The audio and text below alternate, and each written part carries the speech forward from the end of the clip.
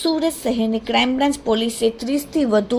Chain સ્નેચિંગના ગુનાઓમાં સંડોવાયેલ લીધા આરોપીને ઝડપી પાડ્યો। સુરત પોલીસ કમિશનરના આદેશથી વણશોધાયેલ ચેઇન મોબાઈલ સ્નેચિંગના ગુનાઓના ભેદ ઉકેલીને આરોપીઓને ઝડપી પાડવા માટે ક્રાઇમ બ્રાન્ચને સૂચના આપેલ, જેથી ક્રાઇમ બ્રાન્ચના માણસો આરોપીને શોધવા માટે વર્કઆઉટમાં હતા ત્યારે પોલીસને ટેકનિકલ સોર્સ અને મળેલ આધારભૂત બાતમીના આધારે આરોપીનું નામ અશોક ઉર્ફે નિકુંજ ઉર્ફે નિકલો ઉર્ફે મિતુસ રામજીભાઈ બેલદાર, રહેવાસી ચીચકા અને જિલ્લો આણંદવાળાએ